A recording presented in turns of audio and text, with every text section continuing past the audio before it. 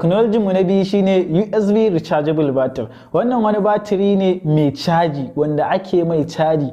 Kamar da kuka san batiran irin namu na gida na gargajiya irin su Kachibu, to shi ma wannan kamar haka yake. Amma wannan bambancin sa da shi in ka siye shi in ya kare ka ga kasa ɗaukar shi za ka caza shi kamar yadda kake caza wayarka ko kuma kake caza power bank ɗinka.